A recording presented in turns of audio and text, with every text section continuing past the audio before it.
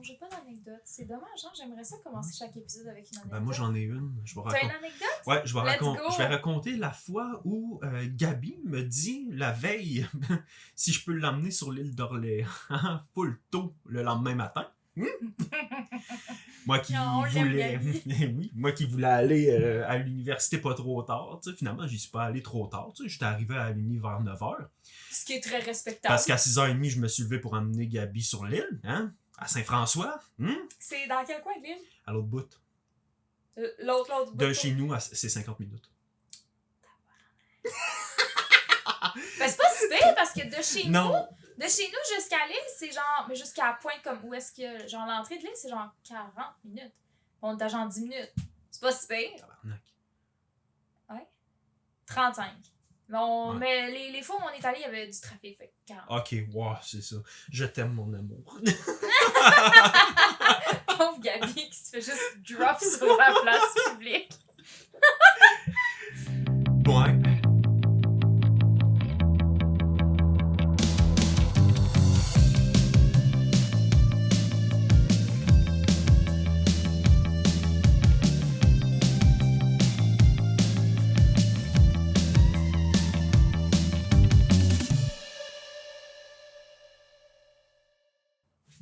Bonjour à tous et à toutes, bienvenue dans ce nouvel épisode du Balado, on en parle-tu? Comment ça va, Tammy? Ça va et toi? Ah ben écoute, top shape. Top shape comme d'hab? Dans le Top fond, ça va vraiment juste devenir comme ton... Comment ça va, top shape? Ouais, c'est ça. Top shape. Ok. Fait que, on change de quoi aujourd'hui? José, on jase de quoi? Ouais. Ben c'est surtout toi qui vas jaser parce que je vais Ouais. essayer de te trigger sur une petite question. J'aimerais te poser la question suivante, mon cher. Toi qui es un fervent adepte de politique, si vous ne l'avez pas encore compris, chers auditeurs, auditrices, votez. Oh. Un droit, un pouvoir ou une obligation? Tu sais, Athènes, là. Ok. Certes. Tu sais, le platonisme, là. Préparez-vous, asseyez-vous parce qu'on est parti pour un bout, là. Non, mais tu sais, quand même, un petit aparté historique se doit, je pense, parce que le vote aujourd'hui, c'est, tu sais, même dans ce qu'on pourrait considérer des démocraties dictates, comme par exemple la Biélorussie ou même la Russie, tu sais, voter, c'est pas inné, hein. Chez l'humain, c'est quelque chose qui a été réfléchi, qui a été pensé, qui... Tu sais, le principe pour les élites, de se dire, on va donner une voix à ceux qui nous sous-passent. Est-ce que ça se dit, ça? Bonne question, là, tu viens de me prendre le cours à nos subalternes. À nos subalternes, ça c'est le bon terme. Tu sais, je veux dire, il fallait quand même le faire, là. Tu sais? Ouais, mais c'est clair qu'ils l'ont fait dans une optique de que ça allait leur apporter quelque chose. Bah, assurément, ouais, mais après, probablement. Après, on s'entend, l'histoire a été pleine de surprises. Oui, ben c'est ça. Mais je pense pas que l'élite a donné ce droit-là, aurait donné ce droit-là si elle s'était sentie menacée. Non, probable. Non, demeure pour moi que, tu sais, prenons le cas d'Athènes, parce que bien sûr, Athènes. Tu sais, la démocratie, à un moment donné, a tellement été forte, je pense entre autres pendant la guerre du Péloponnèse, tu sais, que c'est Aristote. Oh, c'était quoi le terme qu'Aristote employait? C'est une démocratie intense, là, tu sais, une merde, je me rappelle plus du terme. C'est con. Honnêtement, j'aimerais t'aider, mais je sais vraiment pas tu t'en vas où. Donc, en fait, là, pour Aristote, là, il catégorisait deux types de démocratie. La démocratie pour tous, c'est une démocratie sélective, d'une certaine manière. Et puis, oui, pas de trop. Puis, en fait, tu sais, pendant la guerre du Péloponnèse, ben, même les rameurs, hein, sur les trieurs, à un moment donné, ont eu le droit de vote. Puis, ça a joué des tours un peu à la classe politique d'Athènes, notamment lorsque ces fameux rameurs ont dû faire grève là, quelque part autour des années 420, je crois, là, quelque chose comme ça. Donc, avant notre ère, bien sûr. Donc, bref, tout ça pour dire que avant Aristote, à moins que ouais, c'est ça, avant Aristote, Platon lui-même, hein, dans la République, il proposait en fait un modèle politique qui était beaucoup plus rivé sur la méritocratie.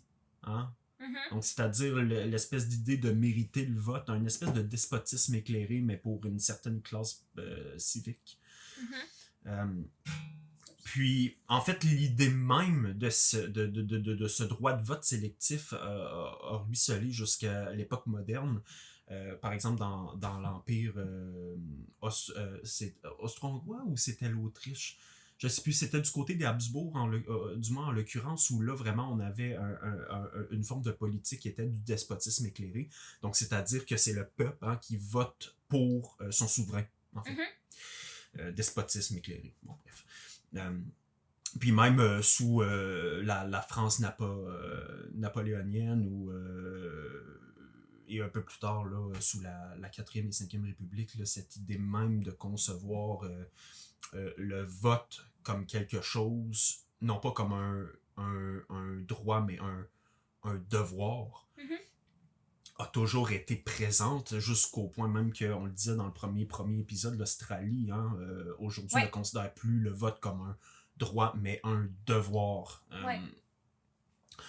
Puis on peut comprendre pourquoi, tu sais, parce que d'une certaine manière, si on dit à la population civile d'un État qu'il a les clés de voûte du gouvernement qui va le représenter, ben c'est difficile après ça en tant que citoyen du dit État de pas prendre ça non pas comme un droit mais un devoir, tu sais. Ouais, mais c'est pas tout le monde qui va avoir le réflexe. Non, parce qu'en fait, justement. Parce que, en fait, le fait que ce soit un droit de vote sous-entend malheureusement que tu as un droit de ne pas voter. Exact. Versus qu'un devoir de vote exclut la possibilité de s'en abstenir, je considère. Ben, tout à fait. Puis de toute façon, tu sais, juste nuance parce que ne pas voter, c'est une chose. Maintenant, voter blanc, c'en est une autre. Mais je crois définitivement que n'importe quel citoyen, même celui qui ne veut pas voter, devrait voter, si ce n'est que pour mettre des X partout, barbouiller la totalité de son bulletin de vote. C'est quand même... Qu'est-ce que tu considères qu'il y a la différence entre ne pas voter puis voter blanc? C'est répertorié.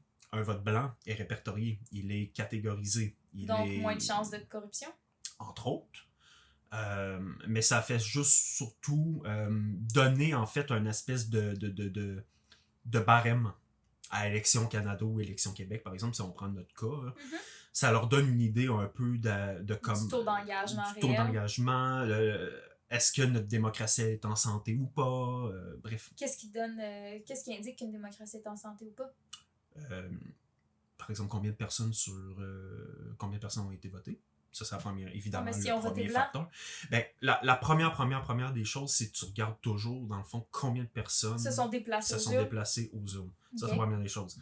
Après ça, bon, le monde vote, tout ça, machin, c'est tel que tel. Les partis aussi hein, récoltent une certaine somme par vote. Hein. C'est comme ça que le financement de base se fait. Mais après ça, les gens qui votent blanc, donc gros barbeau, peu importe, là, tu sais... peu importe comment tu fais, ben eux, en fait, Élection Québec, Élection Canada, reprennent ces bulletins de vote-là, ils les comptent, ils les cumulent, puis c'est une statistique qui peut paraître banale au premier regard, mais c'est quand même une statistique qui impose la réflexion. Est-ce que c'est notre système démocratique qui est en cause? Est-ce que c'est l'écœurant titre? Est-ce que c'est les politiciens? Bref, il y a tellement de questions après ça que tu peux te poser en tant que parti politique, en tant que chef de parti, voire chef d'État. T'sais. Après, la nuance qu'on peut faire ici, pour nous ici au Canada en général, c'est que notre chef d'État, il a des grosses oreilles puis il est à Londres. Ça, c'est la première des choses. Donc, c'est sûr que... Des gros doigts vous dînez et des gros doigts, oui, c'est ça. Donc, c'est sûr que... après ça, pour quelqu'un, mettons, qui a tendance à vouloir se renseigner un peu plus, il se dit, bon, ben là, attends un peu, ultimement, le Canada peut pas faire ce qu'il veut, tu sais. Fait qu'on s'en fout, en fait. Puis ça, j'en connais beaucoup des gens qui pensent de même puis qui votent blanc. à cause de ça. Ça sert à rien. Ouais, mais l'espèce de défaitisme. C'est beaucoup ça.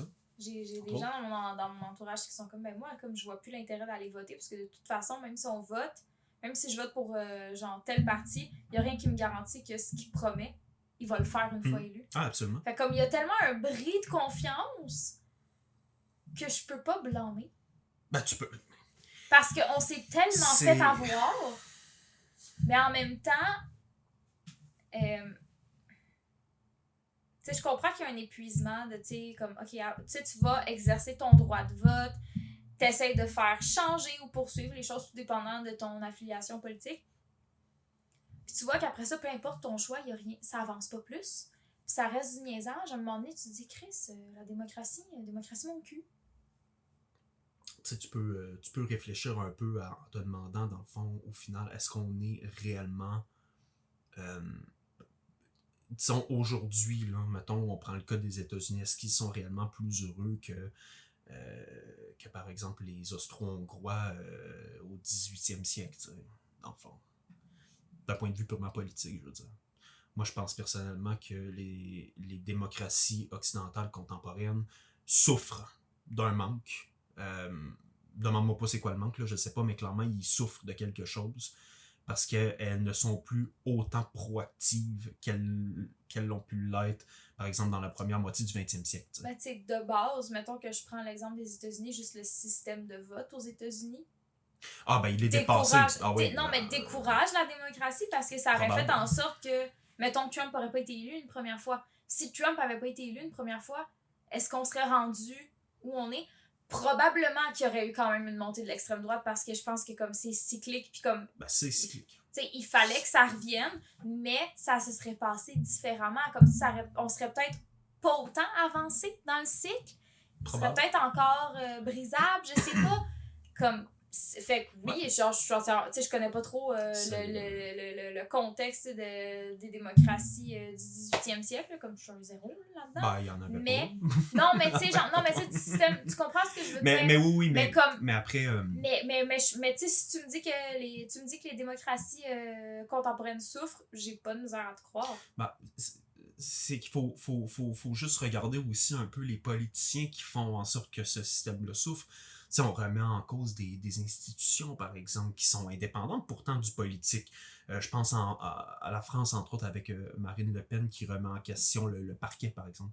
Le parquet qui, au moment où on enregistre, hein, vous me pardonnerez, mais qui a annoncé cette semaine même que Marine Le Pen devrait, normalement, si on se fie à la loi, au code pénal, devrait faire face à 5 ans de prison, dont 2 fermes pour détournement de fonds européens. Juste ça. Juste ça, mais en même temps, je veux dire. Hey, pourquoi que ça vaut juste ça? Juste 5 ans? Anyway.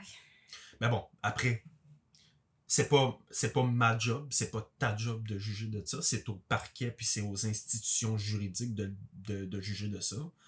Mais n'en demeure pas moins que, bien sûr, Marine Le Pen, et pas qu'elle, hein, d'ailleurs, hein, à peu près tous les politiques français ont mis le doigt sur le bobo en disant que ça n'avait pas de bon sens que Marine Le Pen devait être jugée par le peuple, dans les urnes, autrement dit.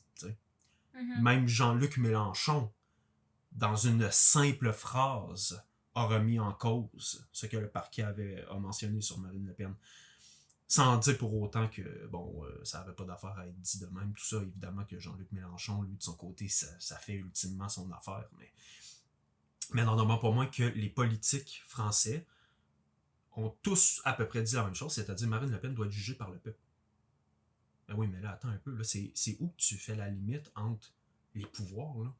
Juridique, législatif. Non, mais en France, ça va pas bien. Ben, c'est ça. Niveau division des pouvoirs, il y en a plus. Là. Exact. Il y en a plus. Mais tu sais, justement, il y a eu des élections cette année. Macron, il les a pas pris en compte. Ben, il s'en bat les couilles, là. Il s'en bat les couilles. C'est comme juste ça. J'ai de la misère, tu sais, comme connaissant le tempérament français, comme j'ai de la misère à comprendre qu'il n'y ait pas eu plus de manifestations que ça. Face au non-respect de l'exercice de vote. Je pense... Ça n'a pas de crise d'allure. Ben, c'est peut-être dû au fait que le système de la Ve République est tellement ancré que les gens, au final, prennent ça pour du cash, tu sais. Ouais. Qu'on le veuille ou non, la Ve République, c'est le système politique français qui a duré le plus longtemps depuis la Révolution. Là. Ouais. Donc, c'est tellement ancré chez les gens. Il y en a certains qui crient au scandale en voulant une réforme constitutionnelle, avec raison peut-être. Mais bon, ça serait effectivement le genre de conversation qu'on pourrait assurément avoir, par exemple, avec mon ami français, persuadé qu'il y en aurait long à nous dire sur la question dans un prochain épisode, peut-être, qui sait. Mais voilà, force est de constater qu'il y a clairement quelque chose qui fonctionne un peu. Puis là, on donne l'exemple de la France, on a parlé du Canada, des États-Unis, mais je veux dire, c'est de même un peu partout en Europe occidentale.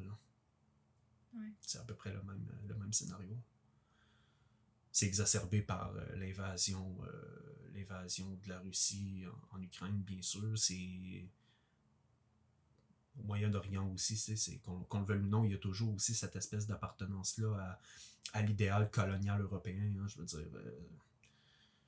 moi, ça me fait toujours bien rire de voir, par exemple, le président de la France crier au scandale lorsque Israël bombarde le Liban.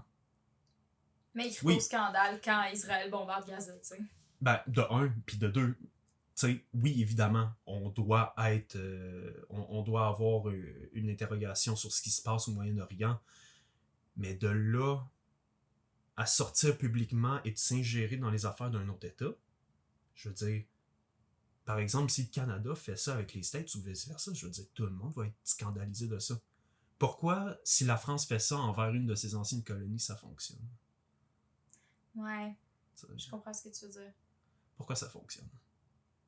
Mais ça passe comme un espèce de genre soutien passif envers cette terre-là. Tu sais, tu te révoltes. Ben c'est révoltant ce qui se passe. C'est dans les faits, tu fais rien. Ben non. Mais tu fais juste comme annoncer subtilement ton soutien. Exact. C'est hypocrite. De toute façon, c'est très humain. Hein. Depuis l'Antiquité, hein, les métropoles coloniales agissent de la même façon. Hein. Je veux dire, tu as juste à prendre les colonies grecques qui ont été fondées au 8e et 7e siècle avant notre ère. Tu as juste à prendre les colonies phéniciennes, par exemple, Carthage. Hein. Je veux dire, l'humanité a été construite sur cette espèce de volonté de garder un lien humain avec ses semblables, tout en voulant... les hiérarchiser. Ouais, on pourrait dire ça de même, mettons. Ouais, on pourrait dire ça comme ça. Tu sais, non mais... Fait que, si on ramène ça à l'idée du vote, comment que ça se répercute dans la population à proprement parler? Ben c'est que là, dans le fond, les gens se rendent peut-être compte que on les prend pour des caves. Mm-hmm. Première des choses.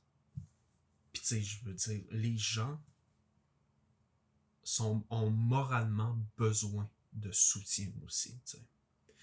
Puis ce soutien-là, si on parle d'un point de vue vraiment communauté, État, ben tu le retrouves dans les politiques.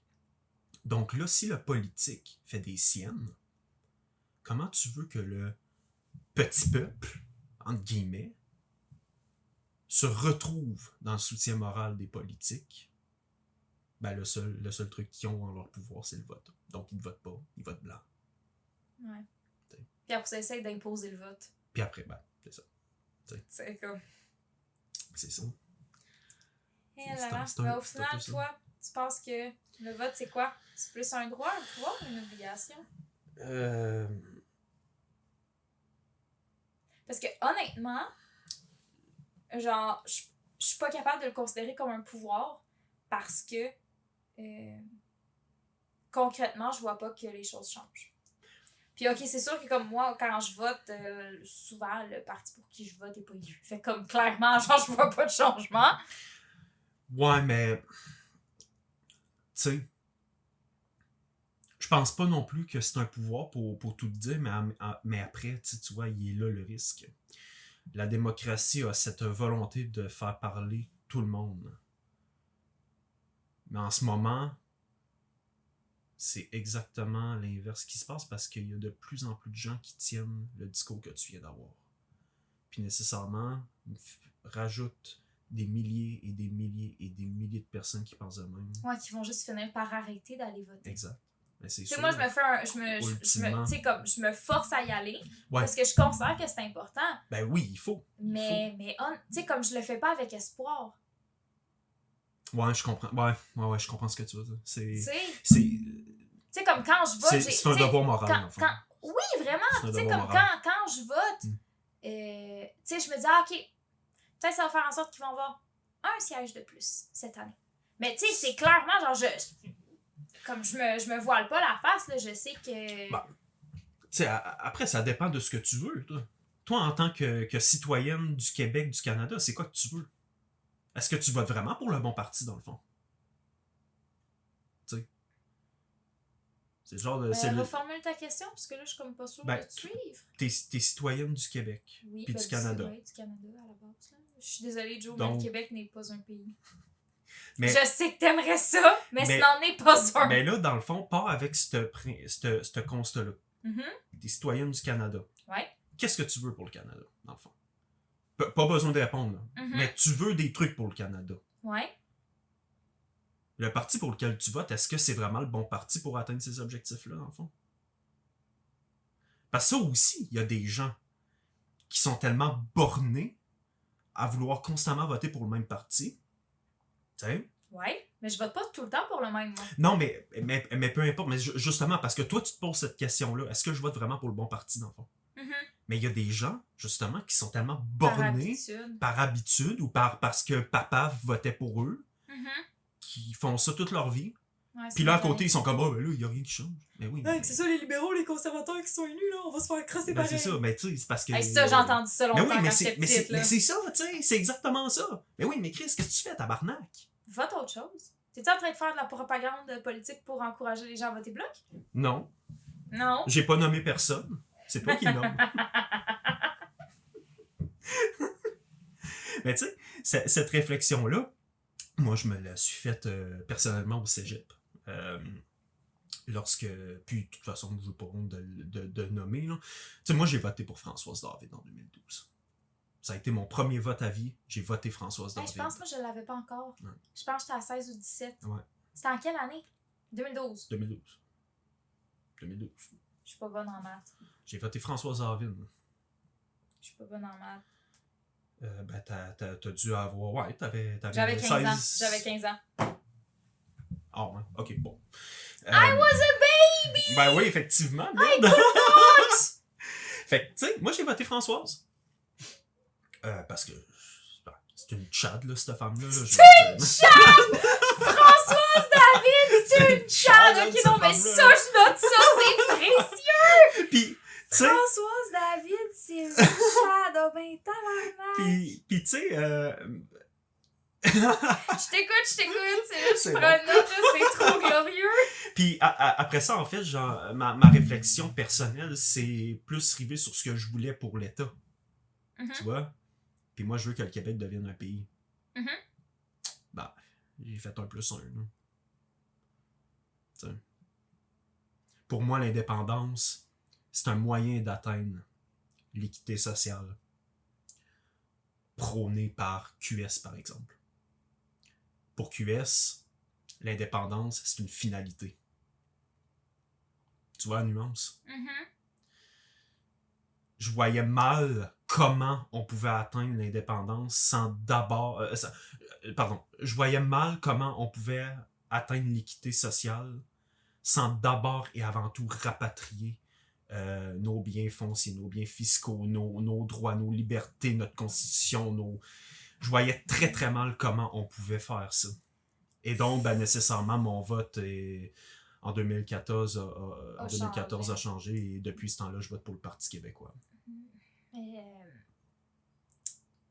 comment je dirais? Moi, comme tu sais, je comprends que toi, tu ne vois pas que ça soit possible d'atteindre l'équité sociale sans l'indépendance. Moi, c'est pas...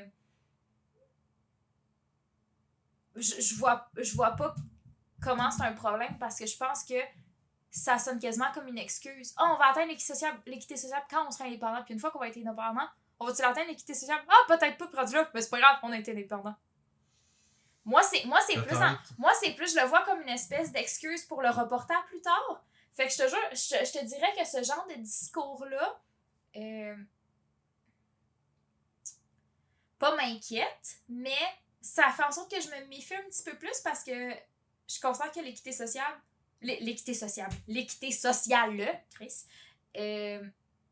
t'as besoin de rien d'extérieur pour faire des efforts pour l'atteindre.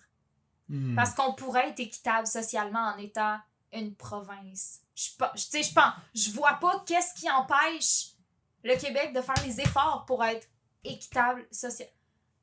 OK, certes, là, comme T'sais, pour ceux qui écoutent sans regarder, Joe a fait un symbole d'argent. Tu sais, on envoie quand même 50 milliards de dollars par année à Ottawa là, pour que la machine fédérale puisse fonctionner. Là. OK, certes. Mais encore, je pense que à la base, l'équité sociale vient comme de...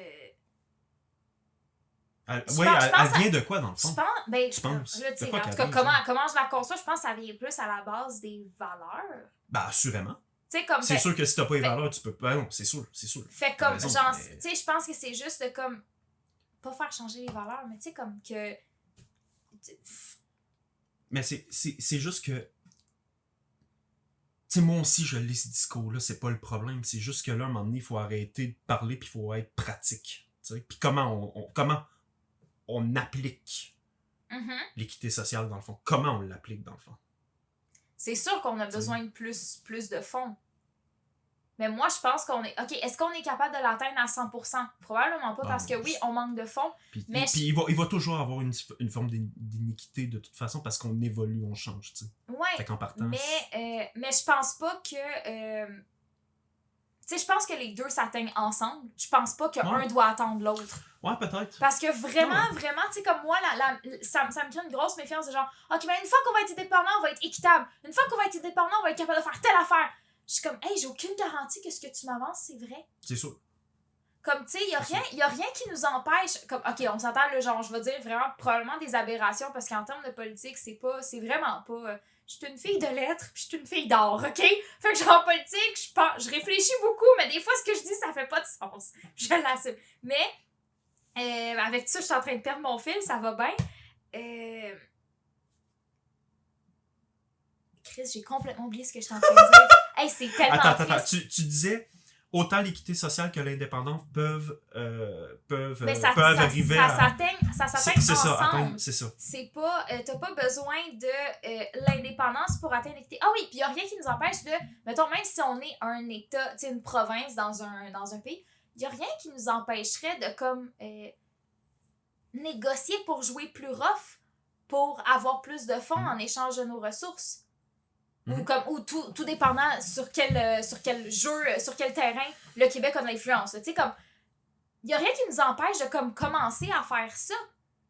Tu sais, de toute façon, le Québec, si le Québec désire devenir indépendant, va commencer à jouer plus rough de toute façon pour atteindre ces objectifs-là. Fait que pourquoi est-ce que l'équité devrait attendre que l'indépendance soit atteinte avant de... 3 mots.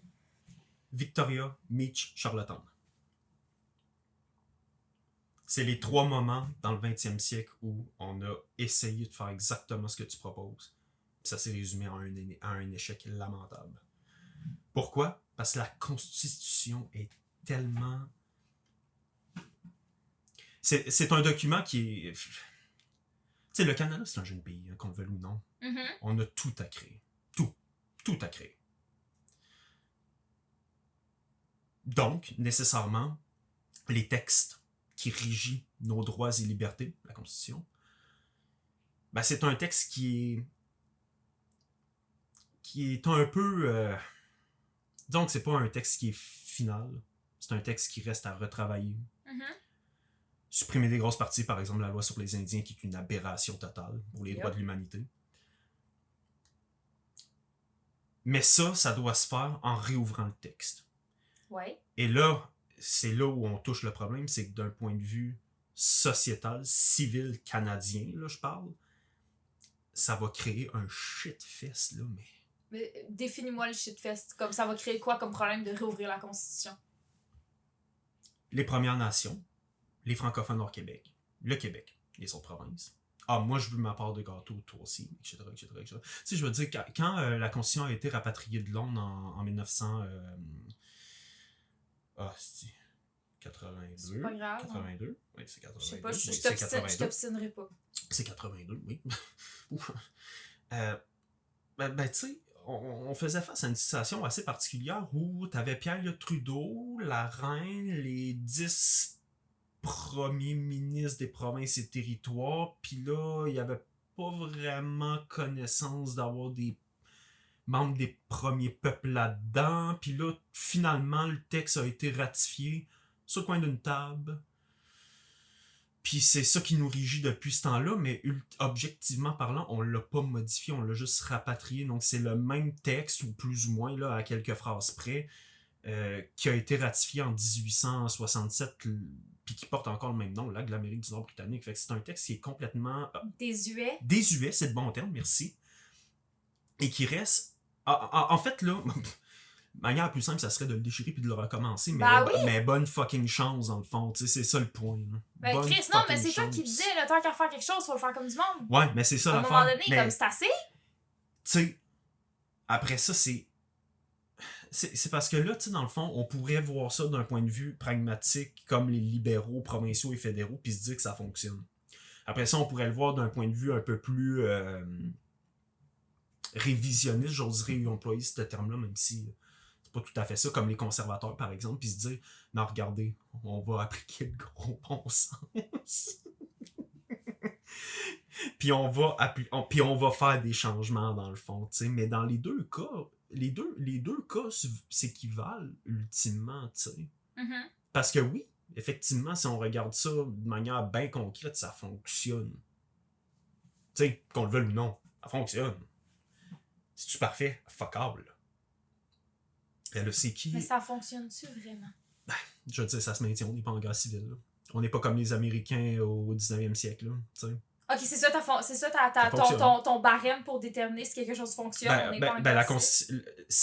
Qu'est-ce qui fait qu'un État existe? C'est sa constitution. Ouais, mais il va-tu bien, notre État? Ben, oui. Tu sais, qu'on le veuille ou non, Canada, c'est un pays où il fait bon vivre. Là. Il y a pas... Ça dépend à qui tu demandes, j'imagine. Ben, c'est sûr que si je vais demander à un gars qui vit dans le fin fond d'une réserve paumée, pas d'électricité, pas d'eau potable, puis pas de système d'éducation, je suis pas convaincu qu'il va me dire oui, là, maintenant, tu sais. Puis ça, c'est pas moi qui... je me rappelle plus c'est quel historien québécois qui disait ça, mais tu sais, vraiment, on a un tiers-État dans l'État, là, dans le fond, puis il parle des premiers peuples, là, en disant ça, bien sûr, parce que, tu sais, je veux dire, c'est complètement aberrant leur situation, puis, tu sais, c'est sûr que eux, tout est à refaire, dans le fond, tout est à refaire. Mais maintenant, après... Non, mais avec eux aussi? Ben, premièrement, tu sais, dans le fond, je sais pas. Mais après, moi, en tant que citoyen de ce pays-là... En tant qu'homme blanc, cisgenre, oui, ça va bien en esti. Ben, je veux dire, je serais calissement mal placé de dire que c'est pas vrai, dans le fond. Mm-hmm. Ça serait osé en esti de dire que je suis pas bien. Non, je suis d'accord. Tu comprends ce que je veux dire? Oui, mais tu sais, genre, mais je considère pas que le fait que genre la Constitution fonctionne, c'est une raison pour la maintenir telle qu'il est. C'est pas moi qui va dire le contraire. Non, c'est ça, mais tu sais, comme, genre, tu sais, genre, c'est une excuse qui nous empêche de nous améliorer. Fait comme, ça, à mon sens, ça ne demeure pas un argument suffisamment solide pour dire, ah, mais on la rouvrira pas, ça va être trop problématique de la rouvrir. Certes, mais encore, comme. Fait que dans le fond, comme. Qu'est-ce qui. Puis là, c'est d'un point de vue vraiment comme objectif parce que je veux comprendre. C'est quoi qui serait plus simple? Rouvrir la Constitution ou sortir le Québec du Canada? Qu'est-ce qui est techniquement moins compliqué à faire? C'est parce qu'il y a tellement de barèmes à prendre en considération, mais je pense qu'objectivement, ça serait peut-être plus simple de réouvrir la Constitution. Mm-hmm. Mais ça, il y a déjà... ça a déjà été le propos, par exemple, de René Lévesque. Ça a été le propos de Frédéric Bastien aussi, qui est décédé il n'y a pas si longtemps que ça. Qui a d'ailleurs écrit un très bon livre hein, sur la question du rapatriement et de la Constitution en général, hein, qui s'intitule « La bataille de Londres ». sais que je pense que t'as plus de chances de le fumer sur Ouais, celle-là. peut-être. J'aimerais au pire la bataille de Londres, hein, bien sûr, qui est un ouvrage. Qui est un ouvrage de référence dans le domaine de la Constitution canadienne. Donc, oui, même de grands indépendantistes disent que ça serait peut-être plus judicieux de négocier, comme tu disais. T'sais. On négocie pour essayer d'aller chercher des nanas. Mais tu sais, comme je pense que ça serait. Tu sais, c'est le après, chemin. Mais je pense que c'est le chemin le plus, j'ai envie de dire, safe. Dans le sens, parce que comme je pense pas qu'un pays qui se revient de bord puis qui décide de devenir indépendant de même, tu sais, comme ça, c'est voué à l'échec. Mais non, non, mais parce que pour vrai, des fois, quand j'entends le discours genre du Parti québécois ou du Bloc, là, je suis comme. OK, tu sais, comme j'entends comme tous les objectifs, les projets, puis des fois, je me dis comme, ça n'a pas l'air si réalisable que ça. Parce que genre, ah oui, tu sais, on va rapatrier les fonds, on va faire ça, on va faire ça. Je suis comme, ouais, mais comment, tu sais, comme à la base, si le Canada refuse que le Québec se sépare, ben comme on a l'air cave sur un sale temps. Ben, ils peuvent pas refuser parce que c'est écrit dans la Constitution que, comme, chaque province est libre de déterminer d'une certaine manière sa...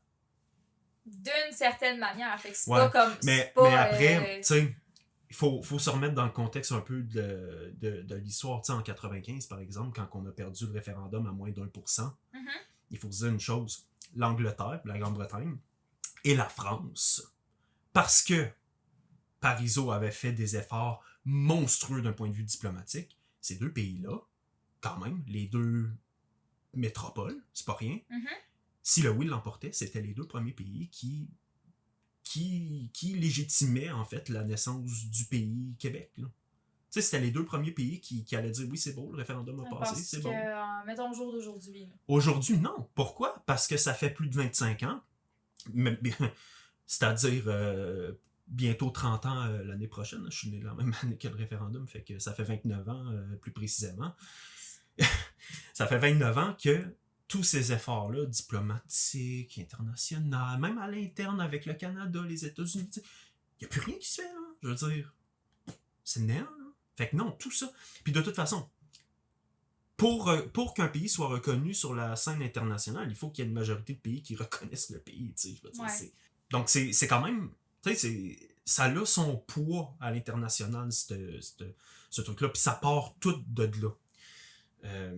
Donc, c'est pour ça que je disais que peut-être que ça serait effectivement plus simple d'essayer de négocier puis d'aller picosser Ottawa pour essayer d'avoir le plus de nananes possible. Ce que d'ailleurs Legault a bien essayé de faire à plusieurs reprises, principalement avec l'immigration.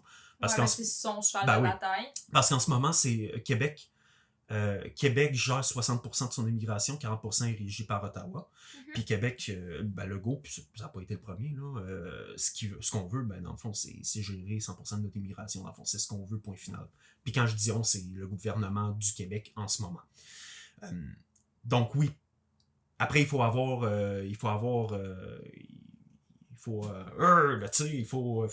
être costaud pour oser faire ça. Parce que, je veux dire, le gouvernement fédéral à côté peut être profondément raciste. Dans quel sens? Non, mais non, j'espère. Mais attends, comment non, mais tu sais, faut être genre audacieux pour comme oser demander 100% du contrôle de son immigration. Ou profondément raciste, parce que tu sais, le gars, il veut juste couper. Ouais, mais en réalité, je parlais même pas de l'immigration, je parlais juste d'aller quêter plus de pouvoir, en fait. Le principe d'aller quêter, tu sais, je veux dire... Tu prends cet exemple-là avec Legault, je pense que t'étais parti. Ben, tu sais, je veux dire, Trudeau regarde Legault en ce moment, puis il est comme... Retourne dans ton trou, là, toi, dans le fond. Encore ça.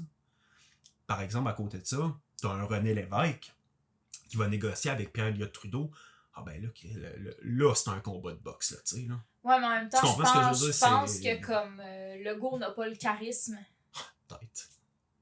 Tu sais, comme honnêtement, même si, comme, tu sais, tout dépendant les jours, on s'entend que ma position par rapport à l'indépendance du Québec évolue constamment.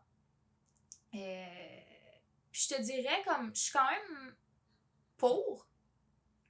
Mais mon côté peut-être plus pragmatique se pose des questions à savoir si c'est atteignable, comment ça va être, est-ce que notre qualité de vie va vraiment en bénéficier. C'est vrai, tu sais, comme mes questions sont vraiment... Il faut. De quoi il faut? Il faut se poser ces questions-là. Ben oui, mais c'est ça, fait que c'est pour ça qu'il y a des jours que oui, il y a des jours que non, Puis moi, c'est quand je me souviens, aux dernières élections provinciales, Legault disait, genre, que, tu sais, là, il voulait rendre le Québec indépendant, parce que là, c'est rendu comme un petit peu la nouvelle mode, là, tout le monde recommence à surfer sur la vague de l'indépendance du Québec, là. En tout cas, je trouve que j'entends ça souvent. Mais c'est clair que c'est pas avec la CAQ que je voudrais devenir indépendant. Ben, il le fera pas de toute façon. Non, je sais. Legault s'est burn lui-même en devenant fédéraliste. De parole, du moins. Je pense pas que profondément l'homme est devenu fédéraliste. Là. Je veux dire, c'est quand même, on parle quand même de l'individu qui a écrit le premier budget de l'an 1 d'un Québec indépendant. Là. Tu sais? Ouais. Je veux dire, tu sais, un moment donné. Là. Bref. Mais c'est à la base, Legault, c'est un businessman. Ben oui. C'est comme, il réfléchit comme ça. Beaucoup. Fait que comme on s'entend que ses allégeances vont probablement être orientées par... Puis, je peux pas le blâmer. On disait plus tôt, justement, qu'il faut savoir réfléchir à ce qu'on veut comme... c'est quoi notre place dans l'État? C'est quoi qu'on veut comme État? Tout ça. Donc, évidemment que, tu sais, c'est... On peut pas le blâmer. T'sais. Moi, je le blâme pas. C'est un coup dur parce que c'était quand même quelqu'un qui était connu puis réputé dans le milieu indépendantiste, mais après, je peux pas le blâmer, je veux dire, c'est un carriériste. Ouais. Il a vu une opportunité de devenir PM, il l'a pris. Non, c'est clair. Ouais. Je suis pas super satisfaite de ce qu'il fait, mais... Non, mais... Bon. Non, on a eu pire. Disons-le comme ça, on a eu pire. Ah, peut-être, je suis encore une fois... Parce que mon comment je dirais? Mon avènement vers la conscience politique, c'est fait plus sur le tard parce que j'ai grandi dans une famille où, justement, tu sais, comme la politique, c'était pas un sujet qui intéressait. Puis c'était un sujet qu'on considérait comme... C'était un petit peu, tu sais, pas mal tout le monde dans ma famille était un peu du style défaitiste. Genre, peu importe que je vote rouge, que je vote bleu, ça change rien. Fait que je pense que j'avais des membres de ma famille qui allaient voter. Je pense que, honnêtement, c'était kiff-kiff. Ah ouais? Hein? Ouais, non, mais pour vrai, si je considère comme, tu sais, ma famille ultra élargie, fait qu'autant du côté de ma mère, du côté de mon père, je pense que j'avais autant du monde qui votait libéral que conservateur. Tu sais, comme j'ai grandi dans un amalgame un peu particulier, mais personne parlait de politique. On parlait tous de problèmes sociaux, mais jamais ils étaient associés à la politique. Le seul truc politique que j'entendais, c'était tu sais, mais mettons que c'est les conservateurs. Les astuces conservateurs, ils nous volent notre argent puis ils font rien avec. Sinon, c'est les hosties de libéraux volent notre argent puis ils font rien avec. C'était tout le temps le même discours. C'est spécial. Puis comme moi, depuis que je suis petite, je me dis comme, OK. Fait comme moi, c'est con, mais j'ai intégré que, OK, ben, Parti libéral, Parti conservateur ne sont pas des options viables. Je vais voter ce qui reste. Fait que j'ai jamais, comme, tu sais, genre, je connais un petit peu, genre, leur ligne, mais je me suis toujours intéressée aux autres partis qu'il y a. Ouais. Parce que je me dis, Chris, si A puis B fonctionnent pas, moi, essayer C, D, E. C'est bien cool comme réflexion. Ben, je sais pas si c'est cool parce qu'à date, comme Chris, j'aimerais ça qu'il y en ait un de la gang qui se fasse élire à la place du bleu puis du rouge. Mais comme on le voit jamais, puis tout le monde continue à chialer que les libéraux versus les conservateurs, c'est de la merde, il y a personne qui essaye autre chose. Bref, c'est tout. Fuck, hein? Fuck, hein? Fuck. 44 minutes. Malade.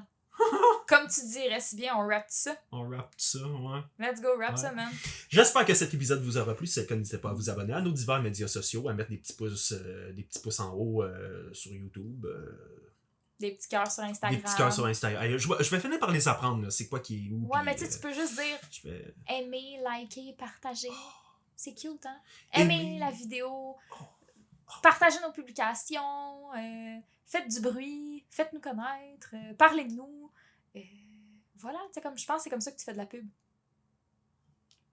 C'était bitch un peu, hein, je m'excuse. À la prochaine. Bye!